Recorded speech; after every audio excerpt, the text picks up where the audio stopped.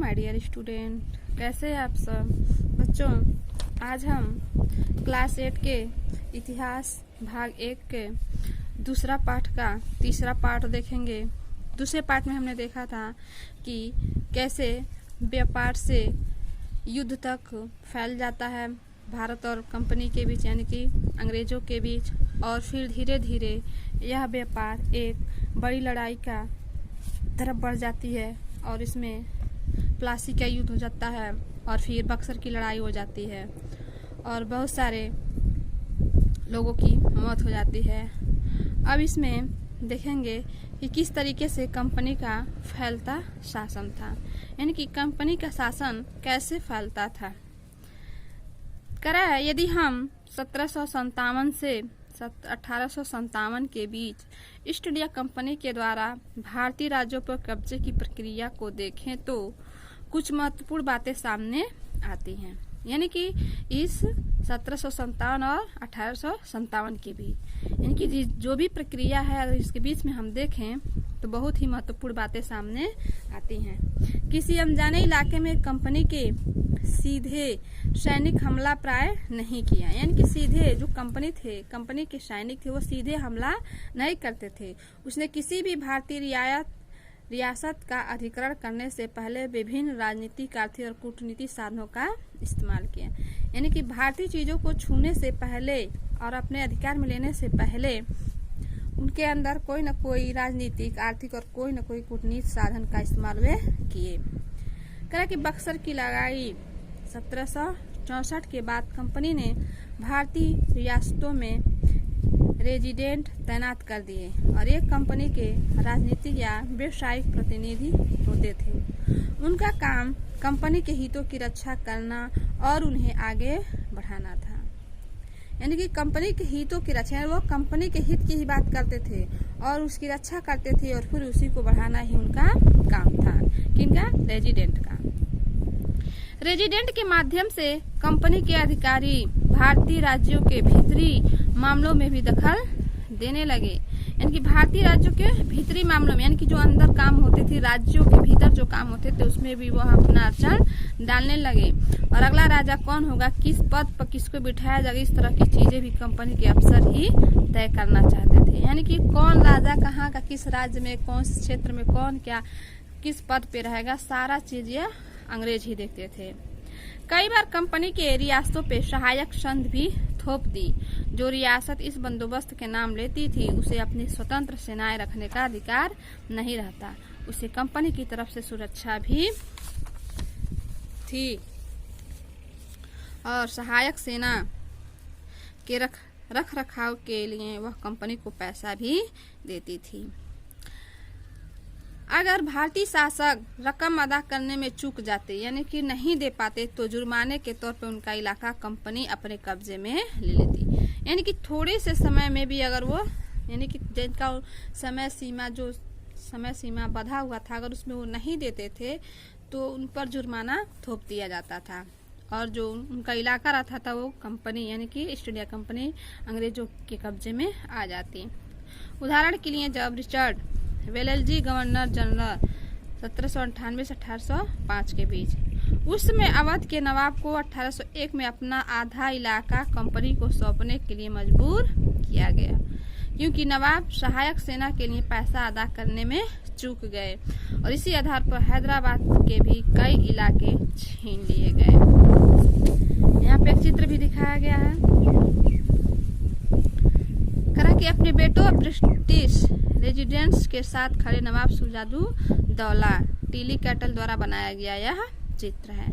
करा कि बक्सर की लड़ाई के बाद हुई संधियों में फलस्वरूप नवाब सिराजुद्दौला के ज्यादातर अधिकार छीन लिए गए थे, लेकिन वहां वह रेजिडेंट के सामने अपनी चिर परिचित शान और शौकत के साथ दिखाई दे रहे हैं।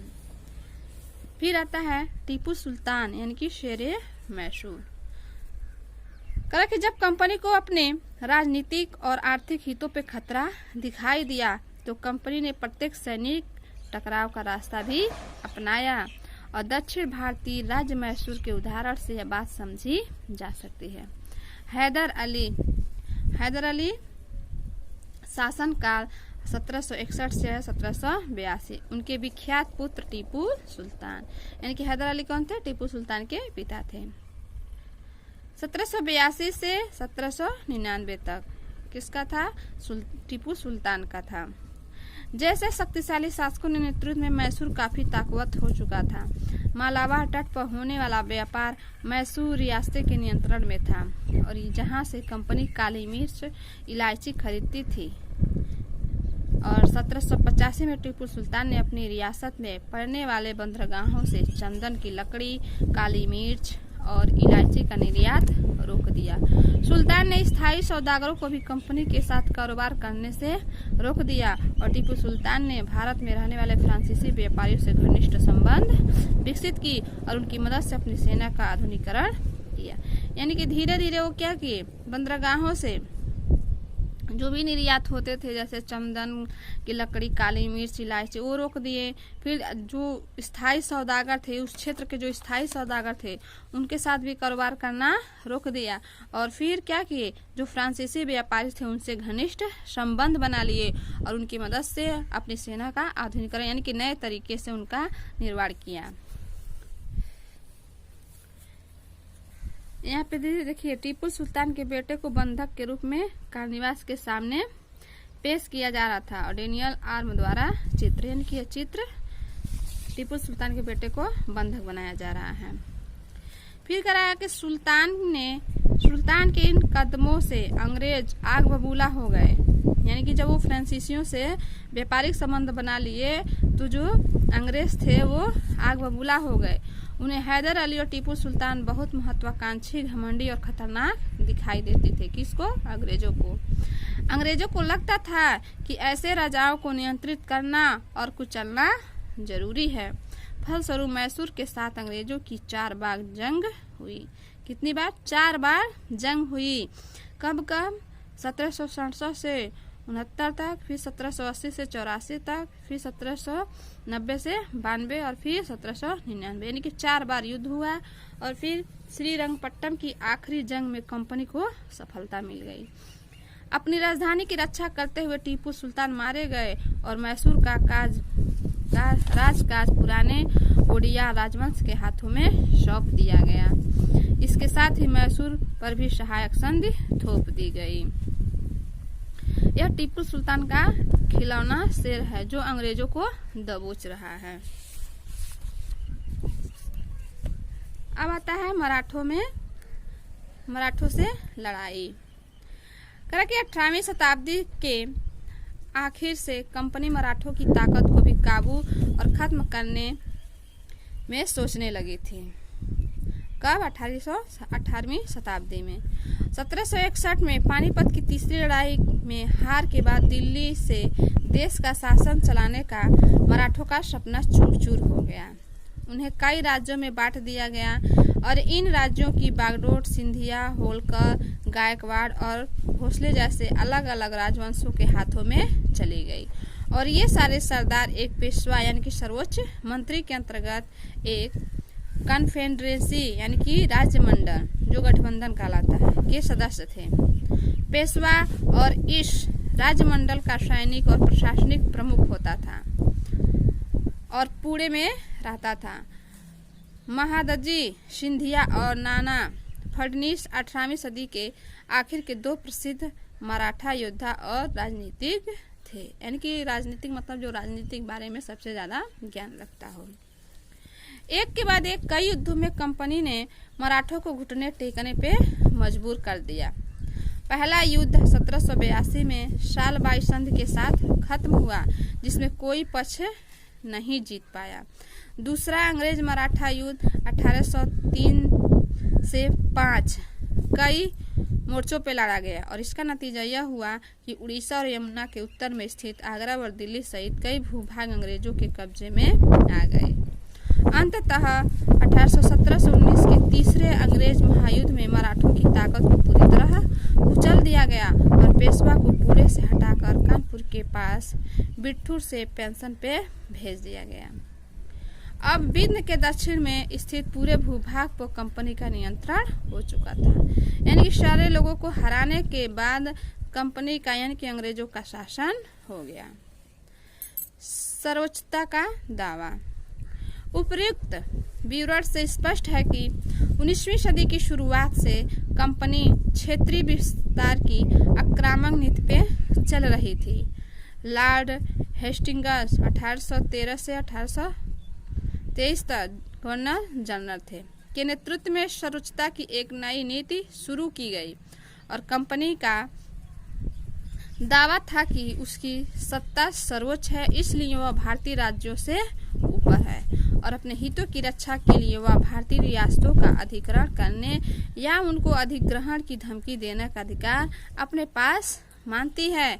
और यह सोच बाद में अंग्रेजों की नीतियों में दिखाई देने लगी, यानी कि वह सारे रियासतों का अधिग्रहण करने और उनको अधिग्रहण करने के लिए भी धमकी देने का अधिकार उसके पास मान रही थी और वह सोच बाद में ही अंग्रेजों की नीतियों में दिखाई देने लगी, यानी कि वह उसके अंदर हड़प की नीति आने लगी थी।